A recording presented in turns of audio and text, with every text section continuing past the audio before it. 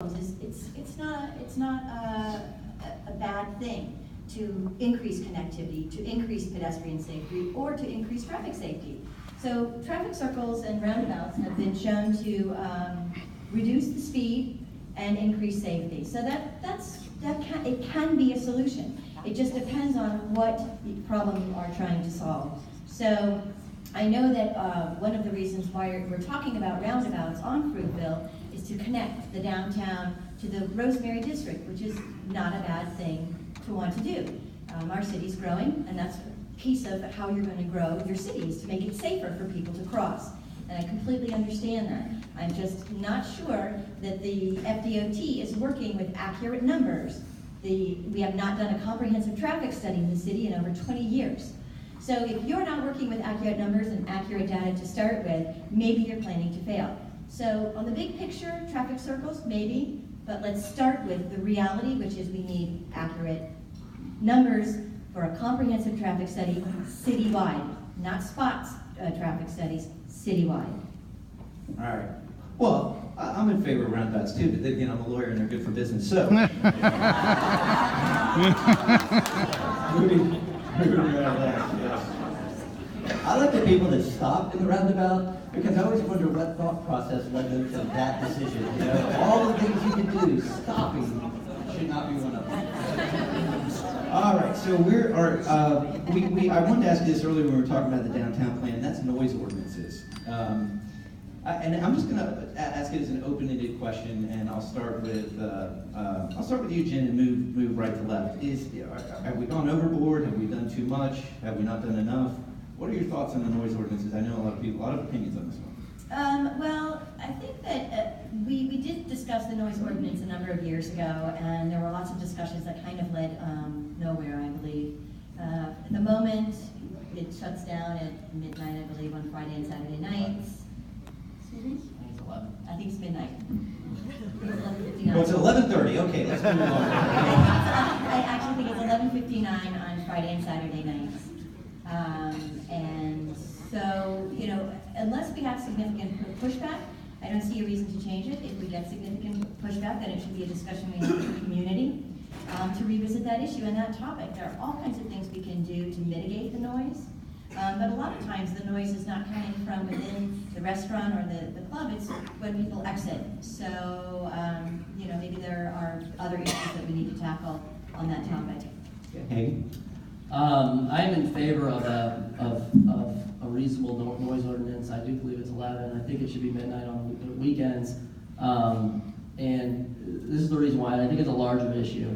You know, I think we need to have a little bit more mutual respect in this community.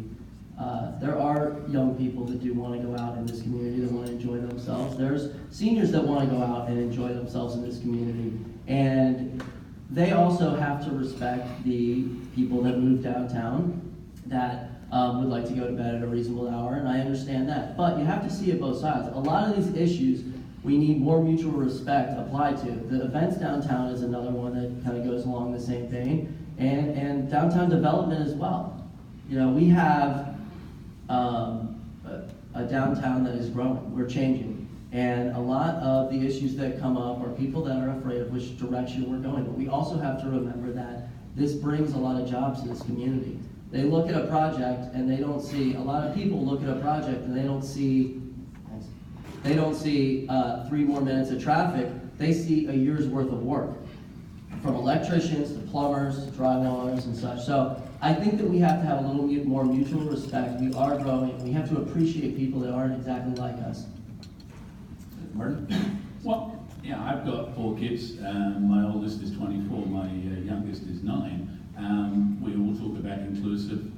We all talk about wanting young people to stay and having a whole city, a place where you can have your whole life and not just come to live out the balance of your life. Well, that starts with not pretending it's a scene in Cocoon too. The squeaky wheel always gets the oil here in Sarasota. The reason for that is very simple, because we have less than 20% of people vote.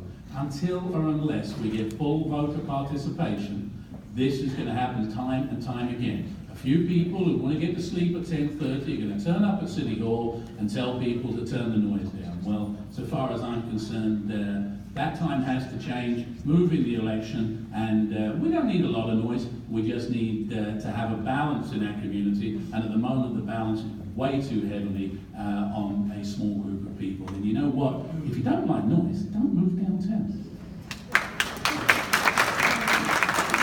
I would add that in ordinance is very tough to enforce for law enforcement and prosecutors to figure out which bar exactly the noise is going. It's very tough to enforce. That clapping was way too loud for me. All right, here's a fun one. I've never heard it asked of you, so I'm going to start with you, Martin, and sanctuary cities. How do you feel about a move to make Sarasota a sanctuary city? Joking, right?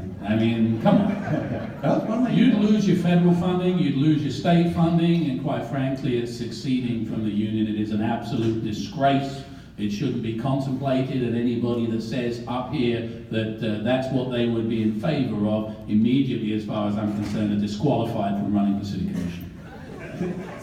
I like it you added seceding from the union, like we're going to fire. Which is what it is. All right. Just Hagen? Sanctuary cities is a nebulous term. It can mean a lot of different things.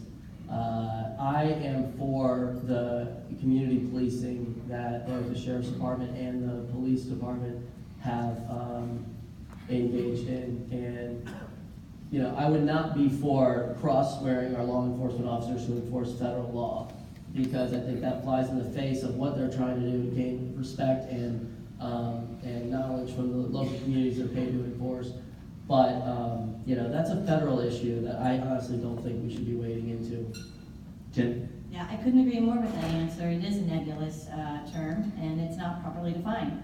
And it is also the federal government asking a local government to carry out their laws. So I would also weigh carefully and be very clear about what we were talking about. Okay, and we're going to go to a question, and while you're listening to the question, I put a piece of paper and a pen in front of you. Write down who you're going to vote for mayor if you get elected, and then pass it on.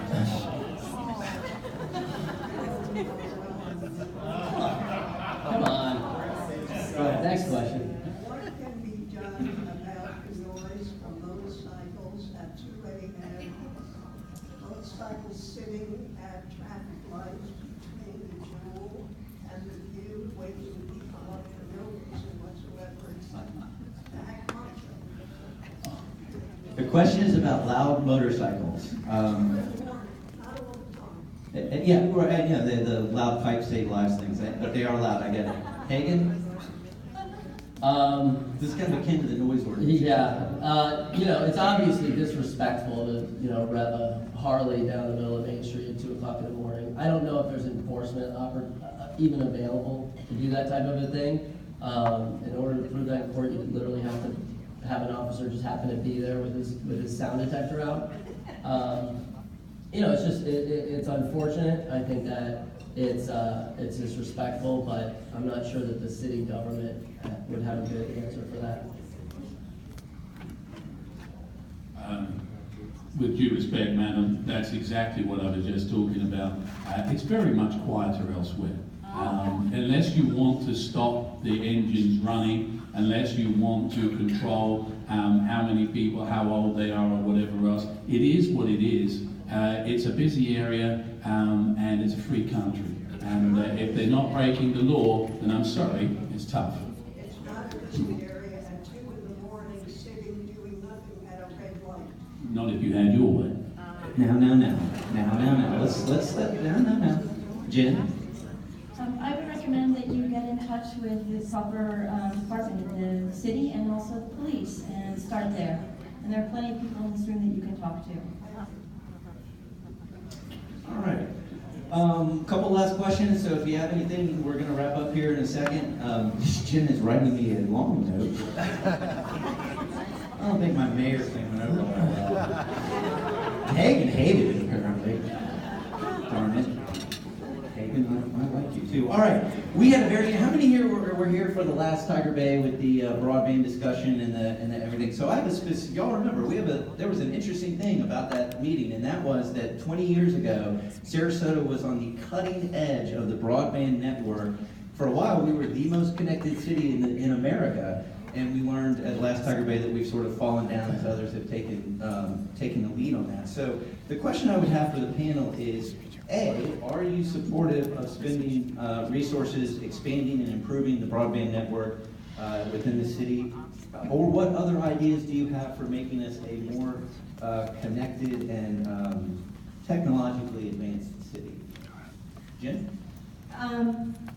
Yes, I am in support of that, and in fact, we have a system under our streets that is where the traffic signals are worked. And I think that would be a wonderful opportunity for us to have high-speed internet, and we could give a little competition to Verizon and to Comcast, and potentially the city could make an awful lot of money off of something like that. It would be an initial investment, but I think it could also be a great source of income for the city, so yes. Hagen?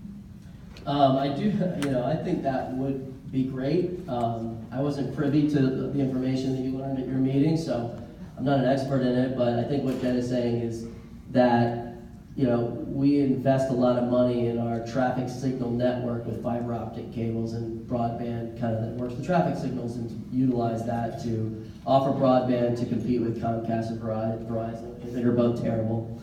But if you're looking at $360 million as an initial investment to do that, I know it's worked. I know that, there's, I think Chattanooga did it in their city, and they did draw a lot of tech-based subsidiaries and companies to have satellites there.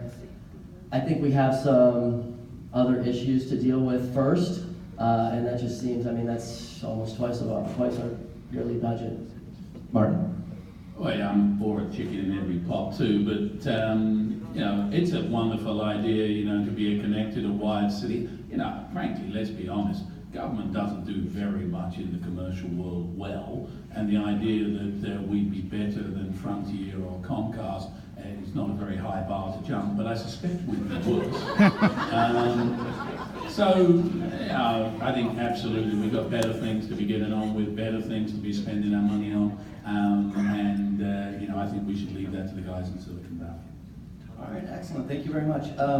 I just have to read, Jen's note is funny. It covers the waterfront, though, I'll give you that. It says, I hope to be elected on May 9th, and shortly thereafter, a mayor will be elected also. I will weigh the options carefully and make that decision in the sunshine after the commissioner discussion. But pretty much covers it. I like it. So, well done. Anyone have any other questions? Now is the time. Otherwise, we're going to wrap it up and give you guys about 30 seconds each, maybe, to make your closing arguments. 3 weeks in 1 day, by the way. 3 weeks from tomorrow. So mark your calendars. And we'll start with Martin. What closing argument? Oh, closing argument. Well, there's a good closing argument right there. Asked a specific question, they can't give a specific answer. That's frustrating. I said that I'd vote for Liz Alpert, and I'll tell you why. Because I wouldn't vote for the other two. And the reason I wouldn't, and I'll tell you why too, because it's a free country. I'll tell you why. Because Willie's had a couple of swings at it, and that's fine. And because Shelley Eddy, when she went and after the election turned around and said that she'd taken the endorsement from Equality Florida and that she changed her mind, I don't think that's representative of our community. I don't think that deserves being called mayor, ceremonial or otherwise. So I would vote for Liz Alpert, absolutely. Hagen? Okay.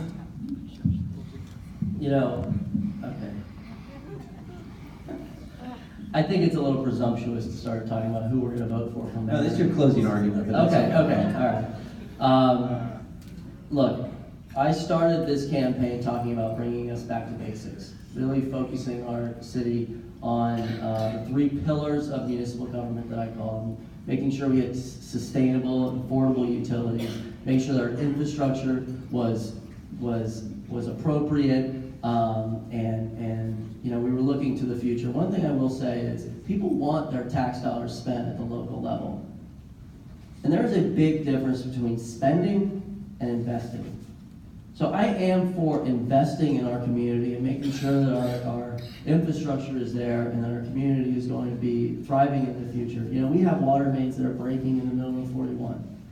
We have to start looking at this critical infrastructure and making sure that we are preparing ourselves for this next really this massive build out that's already approved, that's coming.